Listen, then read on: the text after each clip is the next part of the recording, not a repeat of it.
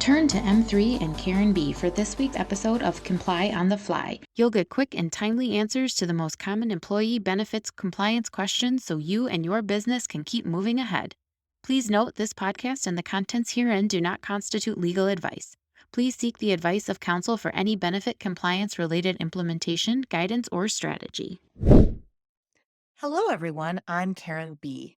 And the Comply on the Fly question of the week is, how many hours can an employee work and still be eligible for benefits?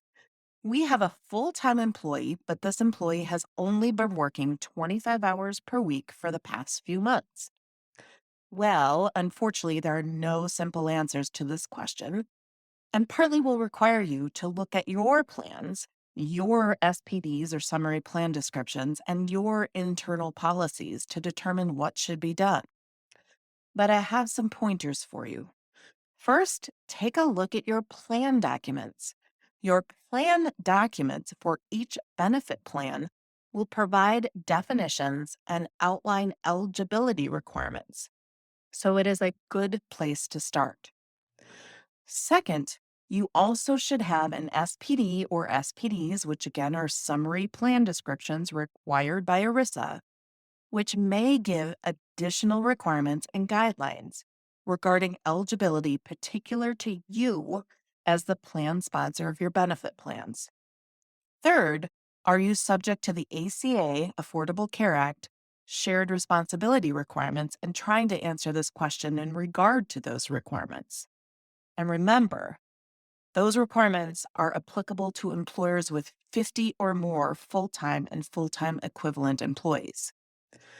If you are, then it will be important to know what measurement method you use, either the look-back measurement method or the monthly measurement method.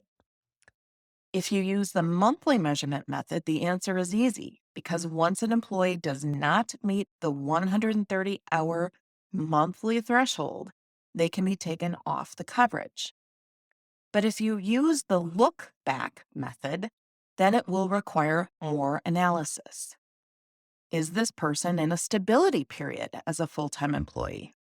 If so, they are locked in as full-time for the entire stability period, and you cannot take them off the coverage unless you officially change their status from full-time to part-time and follow the status change rule. If they are not yet in a stability period because they are a relatively new full-time employee, you would use the monthly measurement method until they are with you for a full ongoing measurement period. So again, if they fall under 130 hours, they can be removed from coverage due to the reduction in hours. But they must be offered coverage again in any month that they meet that 130-hour threshold.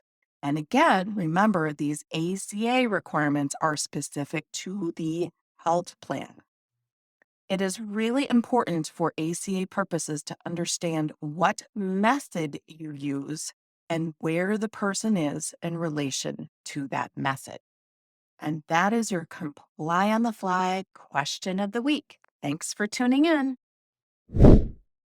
What's on your mind? If you have a pressing compliance question, send it to askkarenb@m3ins.com. We'll do our best to cover it in an upcoming episode.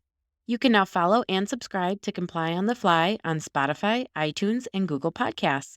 Make sure to tune in next week and encourage others to join us.